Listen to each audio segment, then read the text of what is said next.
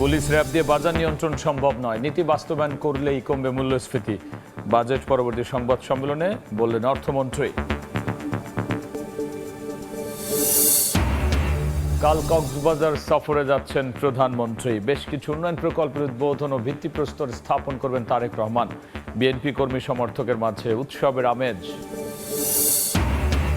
এবং এবার কুষ্টিয়া সীমান্তে ভারতের পুশিং চেষ্টা রুখে দিল বিজিবি। শূন্যরেখা অবস্থান করছেন 12 জন। আলোচনায় সমাধানের আশা নতুন হাই কমিশনারের।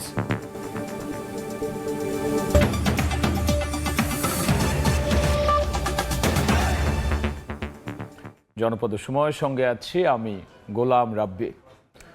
পুলিশ র্যাব দিয়ে বাজার নিয়ন্ত্রণ সম্ভব নয়, নীতি বাস্তবায়ন করলেই কমবে মূল্যস্ফীতি। বাজেট পরবর্তী সংবাদ সম্মেলনে এমন মন্তব্য করেছেন অর্থমন্ত্রী আমির খসরু মাহমুদ চৌধুরী। তার দাবি, এবারের বাজেট জন আকাঙ্ক্ষার প্রতিফলন।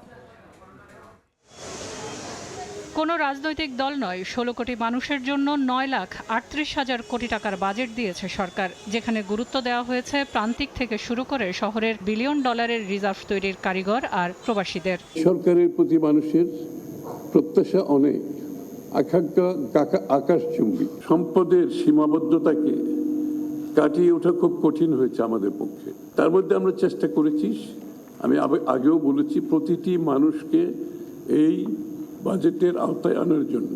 শুক্রবার বিকেলে ওসমানী স্মৃতি মিলনায়তনে বাজেট পরবর্তী সংবাদ সম্মেলনে মুখোমুখি বাজেটের পেছনে থাকা কর্তা ব্যক্তিরা জানান, 17 বছরের ব্যাগেজ নিয়ে আর সম্পদের সীমাবদ্ধতা নিয়ে আকাশ ছোঁয়া প্রত্যাশার এই বাজেট সবার। কোনো বাজেটে এত বড় সোশ্যাল ইনভেস্টমেন্ট হয় নাই।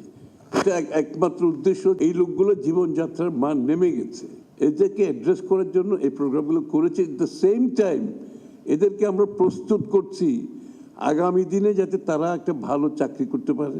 বাজেটে সামাজিক সুরক্ষা খাতকে সবচেয়ে বেশি প্রাধান্য দেওয়া হয়েছে জানিয়ে অর্থমন্ত্রী বলেন, ব্যাংক খাতে লুটপাটের প্রভাব পড়েছে মূল্যস্ফীতিতে। মূল্য নিয়ন্ত্রণ, বাজার নিয়ন্ত্রণ, পুলিশ দিয়ে, র্যাব দিয়ে, সরকারি লোকজন দিয়ে মূল্য কোনোদিন নিয়ন্ত্রণ হয় না। এটা আরেকটা ভুল ধারণা। আপনাকে মূল্য নিয়ন্ত্রণ করতে হবে আপনার পলিসির মাধ্যমে এবং আপনার ম্যানেজমেন্টের মাধ্যমে। সুতরাং আমাদের পলিসিগুলো যদি আমরা ঠিকমতো বাস্তবায়ন করতে পারি, আমি মনে করি আমাদের ইনফ্লেশন কন্ট্রোল করা খুব কঠিন হবে মনে করি না। ব্যাংক খাতের 3 ভাগের 1 ভাগই লুটপাট অবস্থায় পেয়েছে সরকার, যা মূল্যস্ফীতিতে প্রভাব ফেলছে উল্লেখ করে অর্থমন্ত্রী বলেন, আর্থিক খাতে কোনো রাজনৈতিক হস্তক্ষেপ থাকবে না। কোনো বাজেট কোনো দলের জন্য করি না, করার কোনো ইচ্ছাও নেই। আমরা ফিনান্সিয়াল সেক্টরে একটা সিদ্ধান্ত নিয়েছি, কোনো ফিনান্সিয়াল সেক্টরে কোনো দলীয় লোক আমরা মনোনয়ন করব না, এটা পরিষ্কার করে আমি বলতে চাই। পাচার করার সম্পদ ফেরাতে পাচারকারীদের পিছু ছাড়বে না সরকার, জানান গভর্নর। আর রাজস্ব ঘাটতি থাকলেও এবার কালো টাকা সাদা করার কোনো সুযোগ থাকছে না বলে জানান এনবিআর চেয়ারম্যান। কালো টাকা সাদা করার কোনো প্রভিশন রাখা হয়নি। আমাদের প্রতিজ্ঞা হচ্ছে যে যারা টাকা চুরি করে নিয়ে গেছে তাদেরকে আমরা শান্তিতে থাকতে দিব না।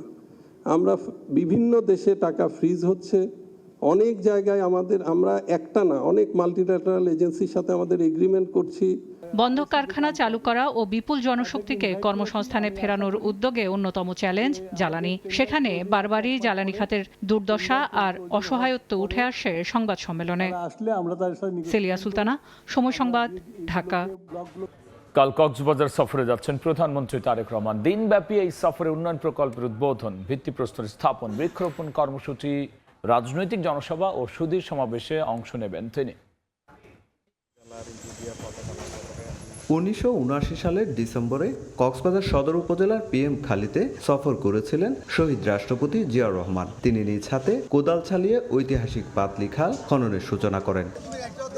সে ঐতিহাসিক ধারাবাহিকতা স্মরণে 13 জুন পাতলি খাল পুনর্খনন কার্যক্রমের উদ্বোধন করবেন বিএনপির চেয়ারপারসন ও প্রধানমন্ত্রী তারেক রহমান। উদ্বোধন শেষে তিনি স্থানীয় জনসভায় বক্তব্য রাখবেন। প্রধানমন্ত্রীর সফরের সার্বিক প্রস্তুতি ও নিরাপত্তা ব্যবস্থা সরেজমিনে পর্যবেক্ষণ করেন স্বরাষ্ট্রমন্ত্রী। শান্তিপূর্ণ, সুশৃঙ্খল ও নিরাপদভাবে সফর সম্পূর্ণ লক্ষ্যে সংশ্লিষ্ট সব সংস্থা সমন্বিতভাবে কাজ করছে বলে জানান তিনি। মাননীয় প্রধানমন্ত্রী মূলত জাতীয় বৃক্ষরোপণ কর্মসূচি উদ্বোধনের জন্য গোলাজারা সাফারি পার্ক সংলগ্ন এলাকায় বৃক্ষরোপণের মধ্য দিয়ে সারা দেশে 25 কোটি বৃক্ষরোপণের উদ্বোধন করবেন। চকরিয়া বাস টার্মিনালে রাজনৈতিক জনসভায় বক্তব্য রাখবেন সরকার প্রধান। এরপর কক্সবাজার মেরিন ড্রাইভ ও সমুদ্র সৈকত পরিদর্শন করবেন। সন্ধ্যায় তিনি কক্সবাজারের সুধীজনদের সঙ্গে মতবিনিময় সভায় অংশ নেবেন। প্রধানমন্ত্রীর সফর ঘিরে স্থানীয়দের মাঝে বিরাজ করছে ব্যাপক উৎসাহ উদ্দীপনা। স্থানীয়দের প্রত্যাশা, প্রধানমন্ত্রীর এই সফরের মাধ্যমে উন্নয়নের ধারায় আসবে নতুন গতি। সুজাউদ্দিন রুবেল, সময় সংবাদ, কক্সবাজার। এবার কুষ্টিয়া সীমান্তে পুশিন চেষ্টা রুখে দিল বিজিবি। শূন্যরেখা অবস্থান করছেন পুশিন চেষ্টার জন্য আনা 12 জন নারী পুরুষ। বিজিবি জানায় ভোরে প্রাকপুর সীমান্ত দিয়ে 13 জনকে অবৈধভাবে বাংলাদেশে ঠেলে পাঠানোর চেষ্টা করে বিএসএফ। তা প্রতিহত করে বিজিবির স্থানীয়রা। পুশিন চেষ্টা করা ব্যক্তিদের মধ্যে 12 জন বর্তমানে শূন্যরেখা অবস্থান করছেন।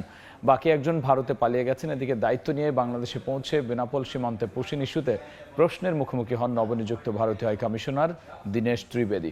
এ সময় আলোচনার মাধ্যমে সমাধানের আশা প্রকাশ করেন তিনি। খুলনায় গাজী রফিক ওরফে ঢাকায় রফিক নামে বিএনপি কর্মীকে গুলি করে হত্যা করেছে দুর্বৃত্তরা। দুপুর 12:30টার দিকে লবণচড়ার 10 গেট এলাকায় এই ঘটনা ঘটে। স্থানীয়রা জানান, বাড়ির পেছনের একটি ফাঁকা জায়গায় বসেছিলেন রফিক। এ সময় কয়েকজন সশস্ত্র দুর্বৃত্ত তাকে লক্ষ্য করে গুলি ছুড়ে পালিয়ে যায়।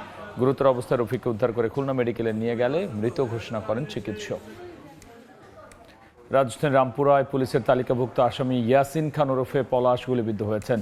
একরামুন্নেসা বালক উচ্চ বিদ্যালয়ের পাশে তাকে গুলি করা হয়। পুলিশ জানায়, জুমার নামাজ পড়ে বাসার নিচে দাঁড়িয়ে কথা বলছিলেন পলাশ। সময় দুর্বৃত্তরা তাকে গুলি করে মোটর সাইকেলে পালিয়ে যায়। পরপর 2 রাউন্ড গুলি করা হলে একটি তার কপাল ভেদ করে বেরিয়ে যায়। গুরুতর আহত অবস্থায় পলাশকে ঢাকা মেডিকেল কলেজ হাসপাতালে ভর্তি করা হয়েছে। ঝুঁকিপূর্ণ চলাচল অনুপযোগী হয়ে পড়েছে নারায়ণগঞ্জের বন্দর উপজেলার মদনপুর মদনগঞ্জ সড়কটি। বড় বড় গর্ত আর খানাখন্দে পরিণত হয়েছে মরণ ফাঁদে। ছোট বড় যানবাহন উল্টে প্রতিনিয়ত ঘটছে দুর্ঘটনা। স্থানীয়দের অভিযোগ, প্রতি বছর জোড়াতালি দিয়ে রাস্তাটি মেরামত করা হলে কিছুদিন পরে আবার নাজুক অবস্থা তৈরি হয়।